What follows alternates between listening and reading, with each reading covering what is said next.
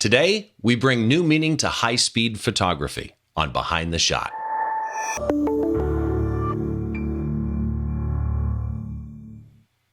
Hi, welcome to Behind the Shot. I'm Steve Brazill. As always, nice of you to join us. I've got a great guest today. A couple of house cleaning things before we get deep into this image that we're going to discuss, which I have to admit was a jaw on the floor moment for me when my guest shared a particular thing about this image. So I think you're going to enjoy this. First of all, a quick reminder, I've got two contests going right now. One ends at the end of August and one ends at the end of July. If you're watching this later, I'm talking about 2019.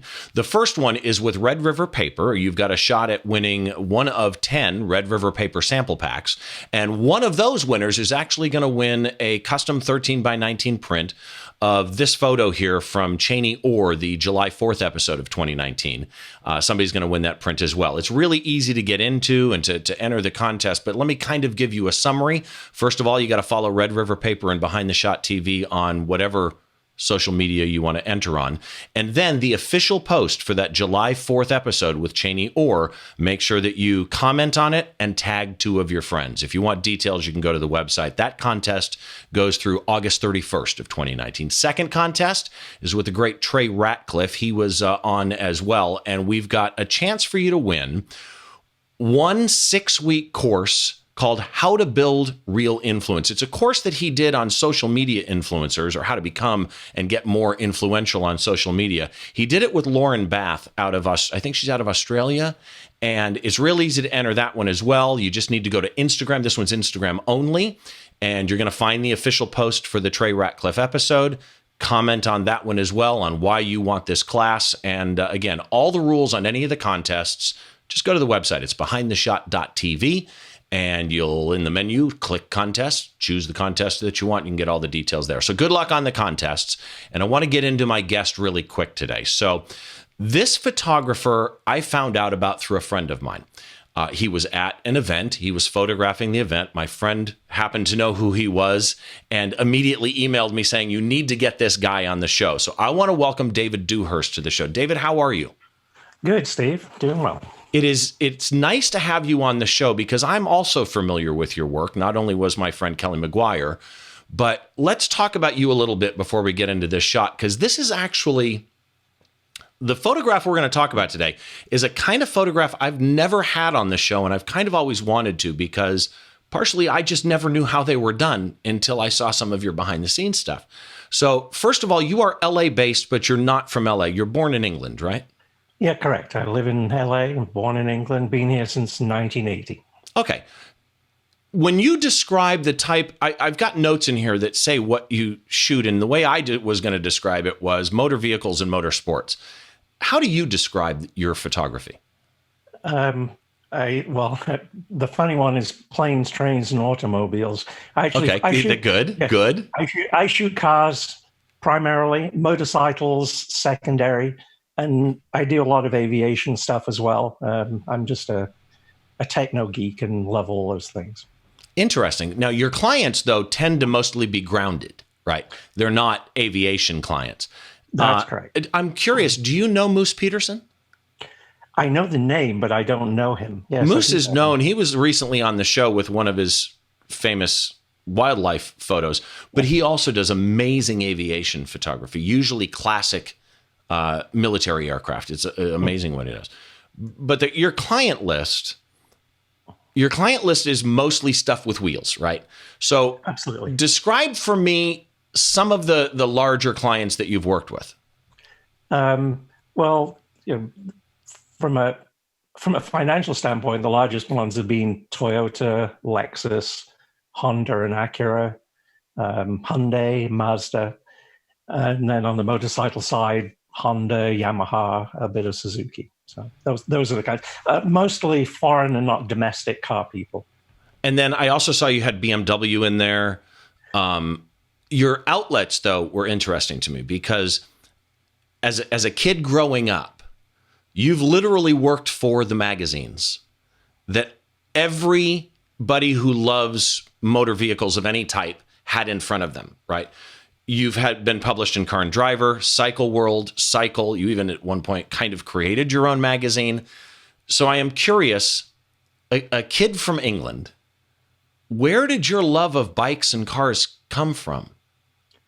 Um, it's funny. We were talking about this just the other day with my mother because she doesn't know where it came from. My father was my father had an engineering firm, although he was on the financial side, so he wasn't really an engineer. Had no real interest in motorcycles at all, but he did work as an airframe mechanic on Spitfires at the end of the war. So he was kind of a peripheral engineering kind of a guy. But there was nothing really that deep in there that pushed me into the motorcycle thing. I just one day when I was a very very young teenager just got the bug for motorcycles, which was how it started. And pretty soon, well, about the same time, I got interested in photography. I had my own darkroom when I was about 13 in my bedroom. See, And that's really unusual. yeah, You were getting paid for gigs, according to your buyer. You were getting paid for gigs at 15. yeah. In fact, when I was 15, I worked one summer for an industrial commercial photographer in my hometown. Just worked in the darkroom primarily, which was kind of interesting. And yeah, so that I literally have been paid since I was about 15 years old doing that, and then a lot of motorcycle newspaper, weekly newspapers in England. I used to do a lot of race events, that kind of thing. See, that's the way to be a kid. I'm just going to say, you grew up though, and you actually did study photography. You went to the Blackpool College of Tech, and I'm curious because I mentioned the Red River Paper Contest, and part of the reason I got involved with Red River Paper doing contests with them is because they have an education program where they supply paper to universities and colleges around the U.S. to promote photography education, and I think that's fantastic. And one of the things, whenever I do those episodes, like the one I did with Cheney Orr, whenever I do those episodes, I always am curious from the students that I'm interviewing, which is what I interview on those episodes, their impression of the state of photography education today. And as somebody who came up with formal photography education and is a real world respected working photographer today, I'm kind of curious. In today's modern tech world, do you think a formal photography education is still a bonus? Well, it depends from what angle you're asking that question. I think from a technology standpoint, perhaps yes, it might be still good. But I think, to be honest, in this business, 90% of it is connections, people you know, who you've worked for. Right, relationships. Relationships. I know a lot of kids, a lot of people my age who worked for some top photographers as their assistants, and now they're top photographers in the business too. But it was all hands-on, practical, no college. So yeah. See, and I agree. And what's interesting to me though is I still always fall back on when I got my first MCSE, my network certification, Microsoft Certified Systems Engineer, years and years ago, Windows NT 4. I mean, we're talking way, way long ago. When I first got that, I taught myself.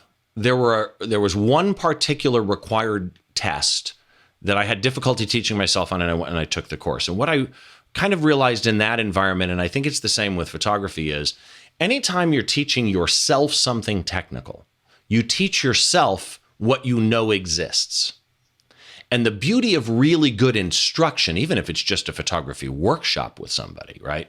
The beauty of really good photography instruction is that instructor knows how to present you with things you may not find on your own, right? Yeah. Like the secret that you kind of told me about the photograph that we're going to talk about today. I would have literally never thought, and I don't want to share it yet, but I would have literally never even thought to do what you described to me. So let's get into the photo here, because this is an interesting one. First of all, like every episode, we've got about 50% of the viewers / listeners that do audio and about 50% do video. It's still about a 50% split. Those that listen on audio tend to go to the website and look at the photograph first, and then they'll listen to it in their car. I did have somebody hit me up on social media on the Trey Ratcliffe episode and go, wow, this is amazing. I listened to the episode and forgot to look at the picture.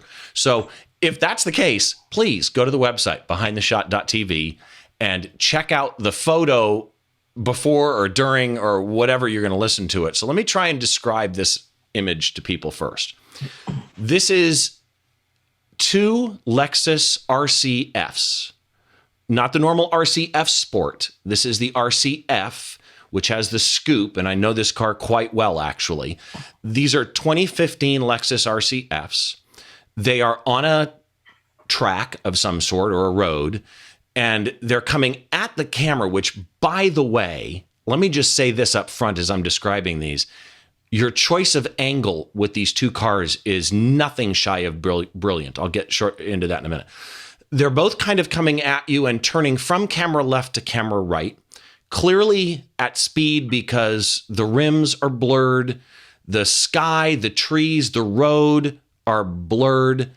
There's so much motion, and I want to go a step farther. There's so much energy in this shot.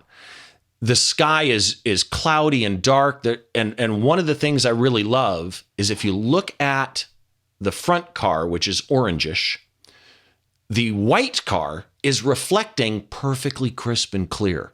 I mean, you can zoom in and see the low in the front car. With everything else blurry, the cars are just tack. So let's start there, okay? And by the way, the road has this nice dark spot in the lower left corner. There's just so much energy here. So let's start here.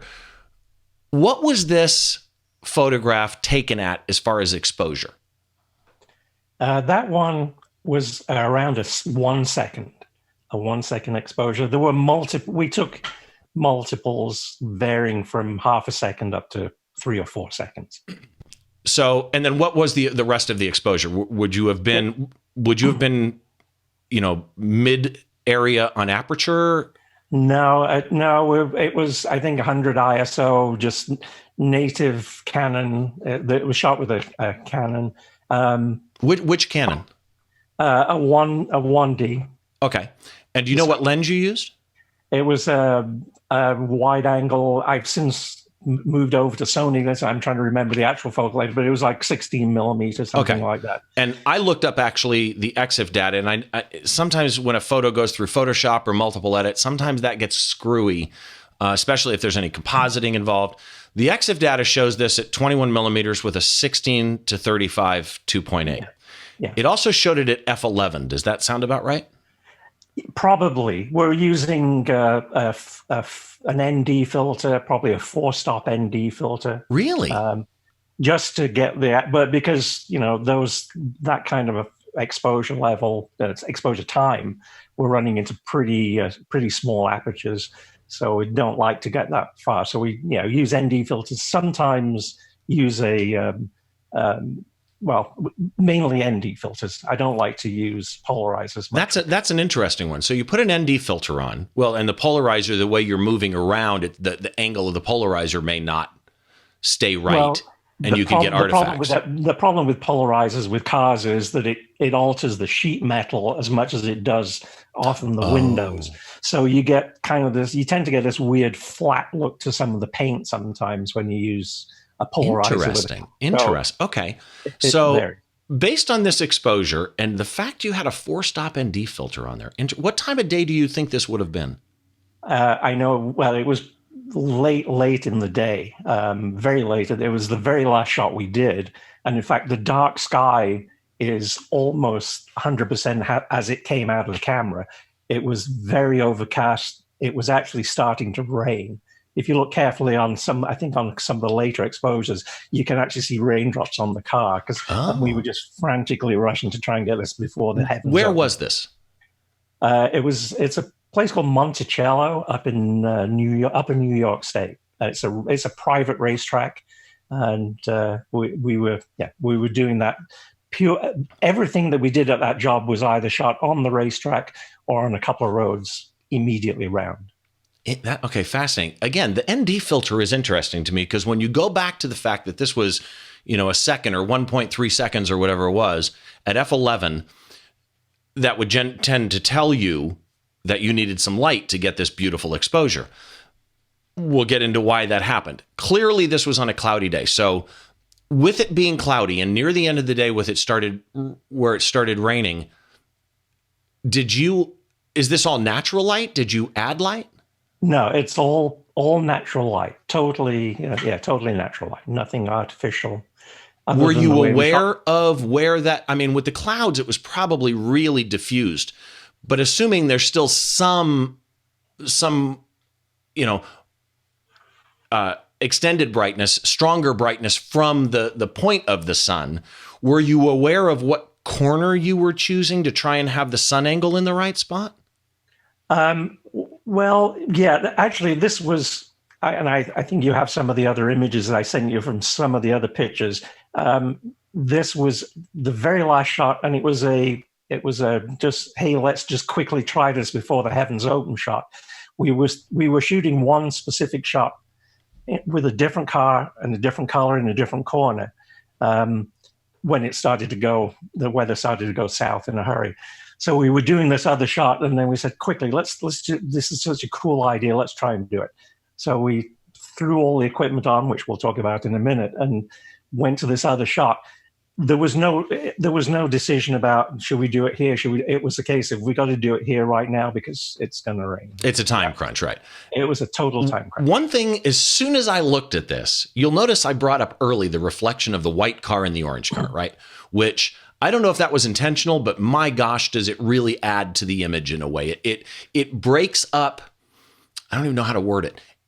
It kind of adds 3 dimension to the car because you see the white car effectively in 2 different locations, right? But now you've got a sky above you with clouds, and there's no cloud reflections to speak of in the windows.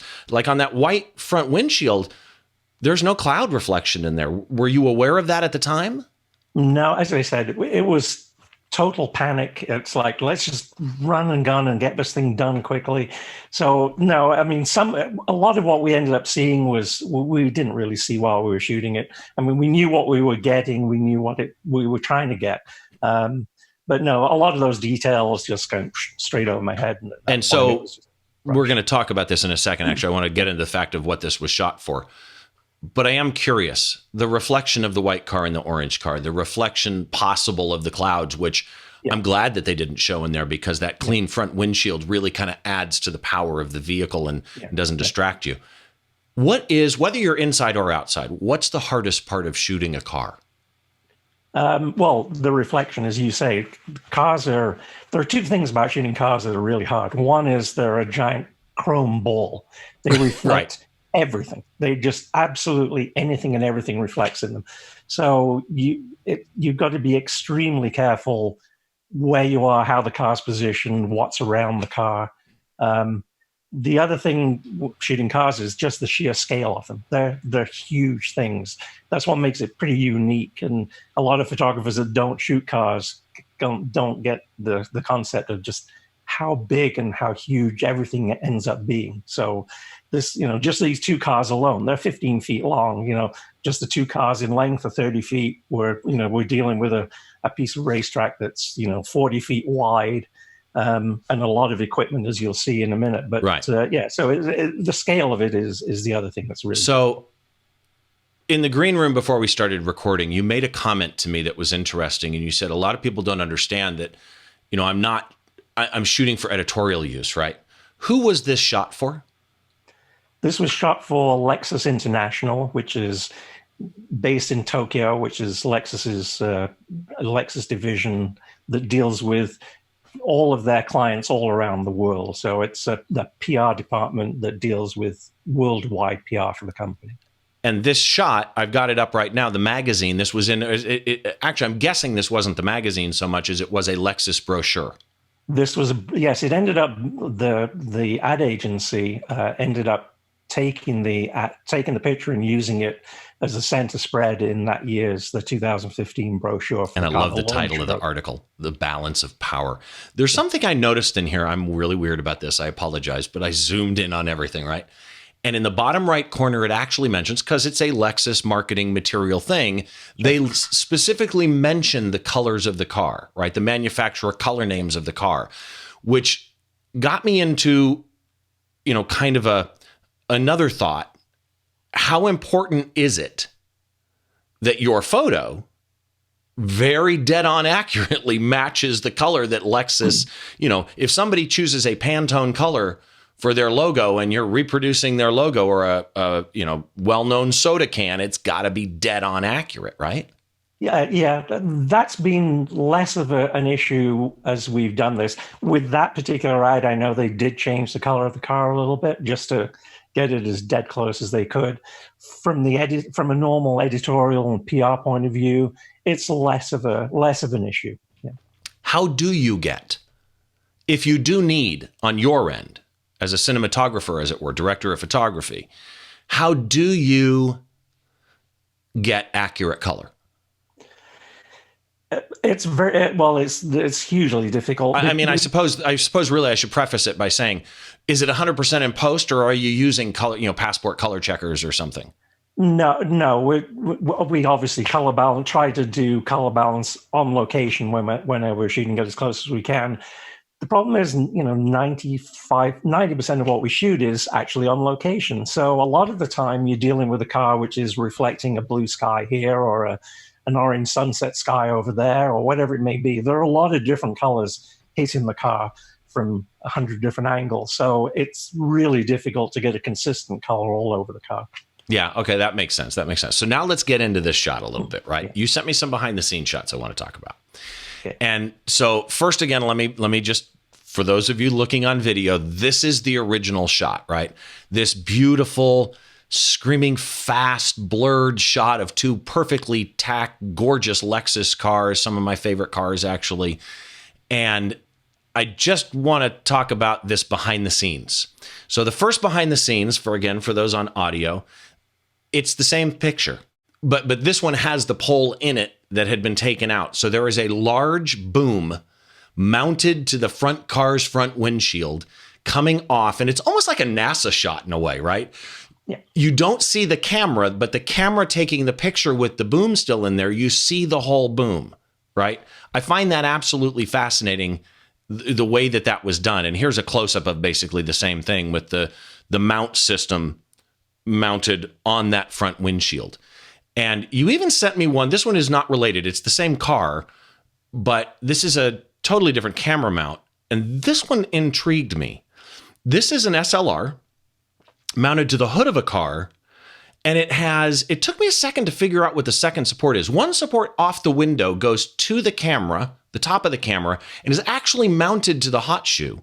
The camera is suction cupped to the hood, and then there was this weird side mount angled pole coming up, and I had to zoom in because I'm thinking, is that doing a pull focus for video? And I zoomed in, and no, it's a cross support for that first long bar to just give it extra support. When you're shooting something like this, where do you find these things? Did you have to make these? Some of it we make, some of it a lot of it you can buy. A lot of it's, the modern studio equipment in Los Angeles, if anybody is looking for this stuff, makes a lot of this stuff, and a great place to go to.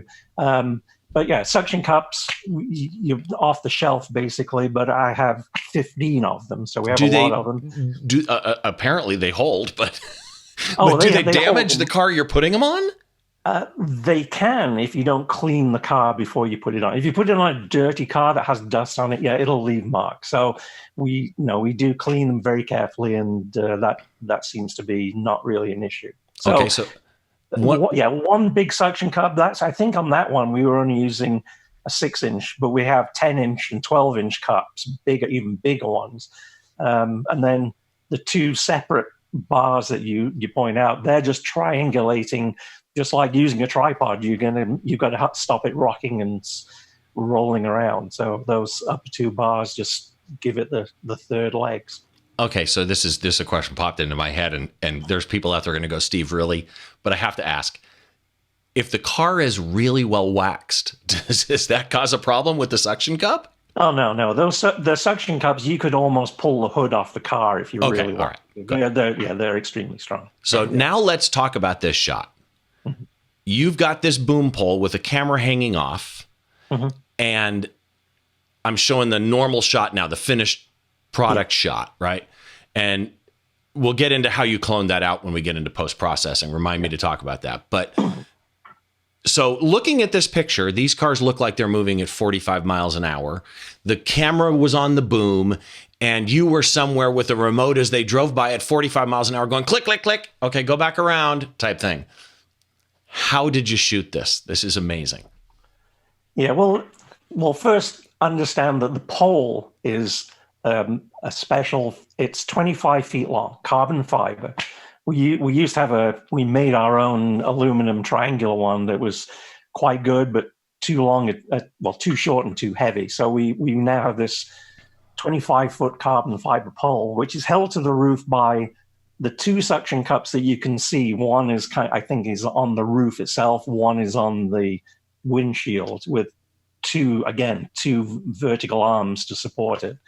There's a third 10-inch, much bigger suction cup on the back of the car, on the roof of the car, way back almost to the rear window.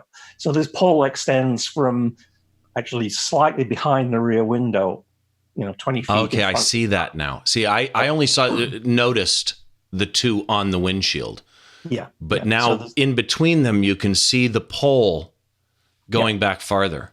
Yeah. And in fact, what we also do just, for safety sometimes is run another cable from the back end of that down to the rear of the trunk lid or something just in case anything moves and the suction cup gives way to stop the thing flopping onto the ground.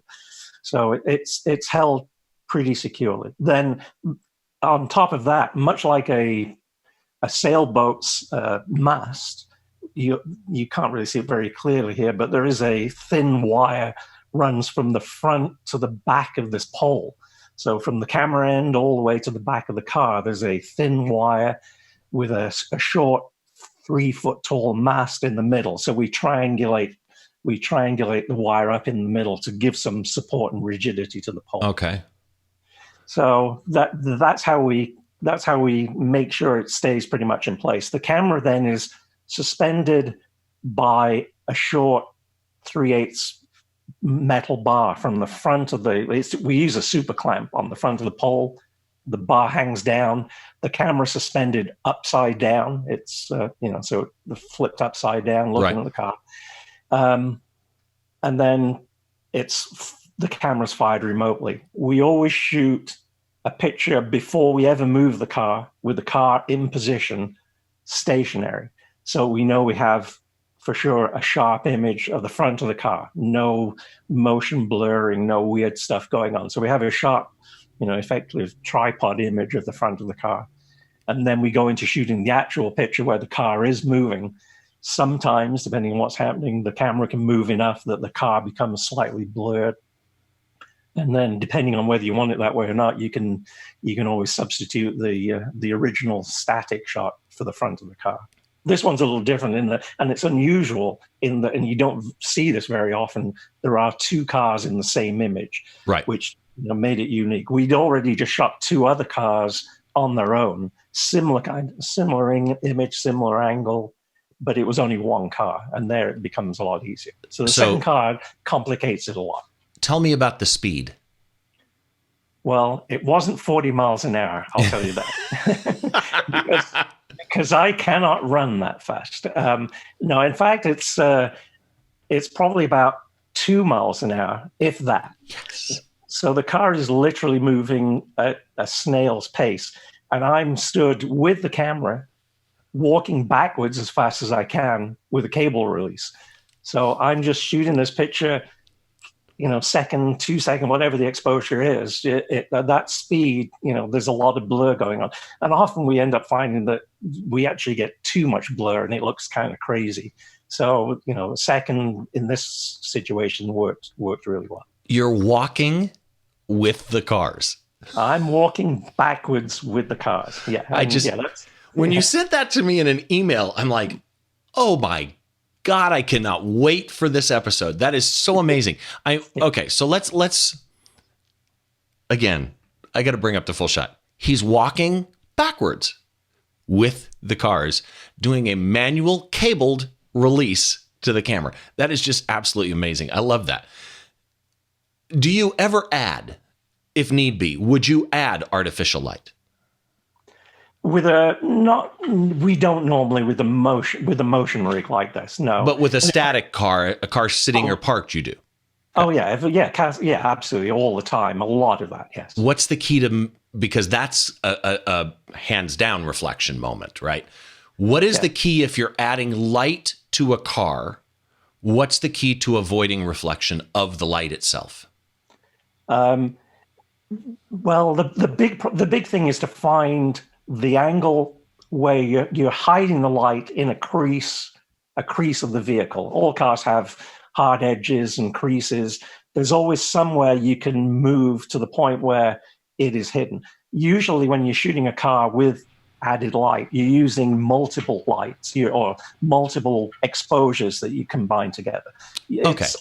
So it's almost impossible to just shoot a single frame with a single light and get the whole car. You need some plates that you can plate shots that you can possibly use to substitute for where that light fixture was. Okay, so that brings me to the composition on this shot, right? The composition on this shot is literally, this is my youth in front of me. This is me looking through a car, and I've never been a crazy, car guy that rips my own engines apart, but I've always loved, like most people, I've loved the beauty of a car, right? A pretty car. The composition on this image is really honestly nothing short of just phenomenal. The fact that the camera is low, not high, right? Shooting a little bit up. It's really kind of mid-car, but it gives that effect because also there's a slight Dutch angle to the shot where the cars are rolling down out of frame, which, by the way, if you're going to do a Dutch angle, don't do a Dutch angle that makes no sense. Like, to me, one of my pet peeves, I suppose I've even done it before, and on occasion it can work, but a Dutch angle on a drummer. I'm sorry, the drum set would slide off the stage, right? If you're going to do a Dutch angle, have it make sense. And in this case, it reinforces that the cars are moving forward because it's down. I'm gathering by your nodding head that was intentional. Yeah, absolutely. Okay. So we've got that. We've got the slight dark scene in the lower left corner matching the slight darkness of the clouds, the almost surreal abstract effect of the clouds and the trees together. When you shoot a shot like this, are the Lexus people standing over your shoulder? No, we're very fortunate. And that's one of the differences between doing PR and public relations stuff and advertising stuff. Apart from the size of the budget, the big difference is that we don't have a lot of people from the agency and a lot of people from the client all stood around giving their opinion. So we have a lot of freedom to kind of do it. And, a lot of it, as we say, is just shot from the hip, just done right and, just to that moment, and nothing's... not a lot of things are planned in great detail because we don't have the time and the luxury of doing all that stuff. And I'm assuming that a shot like this is going to require post-production no matter what. Yeah. So what's your basic workflow for post? What software do you use? How do you color correct? It's pretty simple. It's just straight into Lightroom. Everything the vast majority of what I do is in Lightroom. All the color correction, all that stuff is done there. Then we just drop it straight into Photoshop. Really, the Photoshop these days, I only use to do compositing, really, and then some grading, some color grading. But by the time it's in Photoshop, it's usually just kind of taking all the well. And the other thing with car photography is too, because it has they have so many stupid, dumb reflections all the time, no matter how good you are. It's you end up spending way too much time just getting rid of crazy reflections, patching and cloning, and just little stupid things which make a huge difference. So but we do a lot of that. In Lightroom, you say you do most of your color corrections in Lightroom. Are you using the HSL sliders for saturation, luminance, tint, that type of thing? Yeah, exactly. And then we use the camera profile.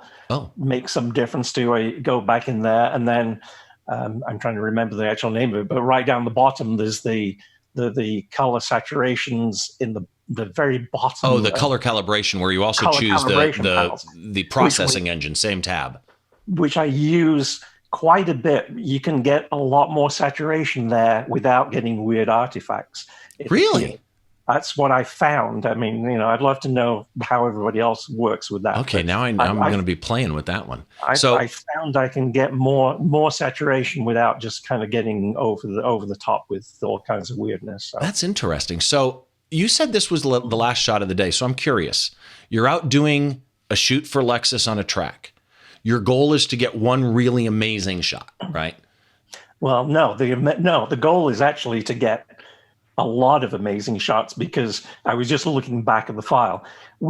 This whole job, it was a launch for the car, and they invite journalists from all over the world to come and drive it. The event actually lasted 2.5 weeks. We were at this track on and off for 2.5 weeks. It sounds crazy. Raw image for the whole job is 11,000 images. I'm sorry, what? 11,000. It was 10,000 over 2 days? No. This is over 2.5 weeks. 2.5 weeks. Okay. 2.5 weeks. So it was just shy of 11,000 images.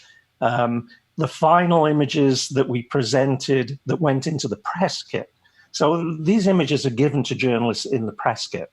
So there were 70 images in the press kit just of the RCF. There were 85 images of the RCF Sport, and a further 80 some images of the third car too. So, we're producing huge volumes of information. And that doesn't include a lot of the stuff we do. So, if the journalists, for instance, journalists come in from China, they love to see themselves driving the cars for their magazines. They love to be in the picture. So we end up shooting hundreds and hundreds of images just of those particular guys driving the car. So it's a huge volume kind of a deal. Wow. It's not just trying to get one image done. Okay. So somebody wants to try, they see this show, they see your work, they're like, oh man, I love vehicles. I work on all my own cars. I'm a huge car and motors. How does somebody get into this? Or I guess a better way to do it is, in today's day and age, because you've been in it for a while, do you have any tips on breaking into this field? Well, it seems today that everybody's breaking into this. I mean, it's become the hip thing to be a car photographer, and it's become a very, very competitive sport. Pricing has gone through the floor, unfortunately, because of just the sheer numbers. As far as how do you do it, I really think to do it well, you have to have a serious understanding of the cars. I mean, the way the car looks in a corner, the way you've got to look at it mechanically and photographically. So, you have to look at it, all these reflections. You have to understand the sheer scale of it. It's not like you can just go and take some model down to the pier and grab a couple of reflectors and fire a strobe at it. It's not, right. That easy. It's a big scale kind of proposition. So you have to. A friend of mine actually started doing it with model cars, shooting model cars in his studio, and just using small scale, and just to get used to the whole notion of how you light a car. There's portrait photographers that use mannequin heads, which is basically the same concept, right? Take something that has the shape and not necessarily the reflection, although if you can recreate that, that'd be great. If you're in a studio shooting a car, and I've seen some of your behind the scenes on that too, but if you're in a studio shooting a car, do you have a set kind of exposure you like to go for? No, it depends. In the studio, we tend to use hot lights. We don't use strobe because we use what they call a flying flat, which is just a giant canvas stretched across a metal frame. They're usually 30 to 50 feet long and 15 to 30 feet wide, depending on where you are. So it's a huge canvas that you can move. It hangs, and so we tend to use individual tungsten lighting to paint areas of the car by reflection. So we're not just lighting just some giant single big space. And depending on how you're trying to make this car, how sexy you're trying to make it, sometimes we're into pretty damn long exposures in the studio, and 30, 40 seconds or whatever it is. Interesting. Sometimes depending on what it is you're really trying to get to. But typically we're usually shooting in the, low second range at, mid f-stops at 8, 11, 16. Are you using light meter, in-camera meter, and do you manual focus or autofocus? Always manual focus. And then it again depends on the car. A lot of the time I like to try and throw the car, no depth of field, try to get some out of focus thing happening. So we try to go pretty large apertures if we can, depending on the car. So, we definitely manual focus, light meter sometimes, but most of the time we're shooting tethered. So we're just going straight into the laptop or the iMac or whatever and just going right off the histogram. So in some ways, though, it's kind of like focus stacking, where you'll shoot it in aperture and you won't get the whole car in focus, but you take multiple and put them together. If that's what we're going for. As I said, I like to have this kind of going out of focus thing. So we're not focus stacking. We're doing the opposite. We're trying to make it look out of focus. But we do a lot of exposure stacking is almost more important than focus stacking. Because cars, again, these bright highlights, bits of chrome, headlights. There's a lot of exposure variation. It's a photography nightmare in many ways. I cannot say enough. Not just this shot. But David, your work is absolutely amazing. Thank you. Appreciate it. Thank you for being on the show. And by the way, just to remind everybody, David's images, I'll have a small gallery. Some of the behind the scenes stuff that I've showed in the video, if you're listening to the audio version, make sure that you run by the website. You can see the shot we're talking about. You'll be able to see all the behind the scenes stuff that we're talking about. So again, David, thanks for joining me, man. Appreciate it. It was fun. Thanks a lot, Steve. If you want to find more of David's work, here's where you can follow him. Full portfolio is dewhurstphoto.com. On Facebook, he's Dewhurst Photo. On Twitter, Dewhurst Photo. And Instagram, David Dewhurst. So go check him out. All the links are popping up on the video below him as we're doing the show, but you can also find those in the blog post. There is a blog post associated with this episode. It'll have info on David, links, gallery, all of that type of stuff. So again, to my guest, David Dewhurst, thanks so much for joining me. A couple things before we close. Keep in mind, 2 contests running right now. The Red River Paper Contest, that goes to the end of August. And then we've got the contest with Trey Ratcliffe on building influence. And that one goes only to the end of July, which means when this episode airs, you're going to have a week or so, something to that effect, to get in on it. You can find all the details on those also at the website, behindtheshot.tv. Thanks again to my guest. I'm Steve Brazill. This is Behind the Shot, the show where we try and get inside the mind of great photographers by taking a closer look behind one of their shots. We'll see you on the next show.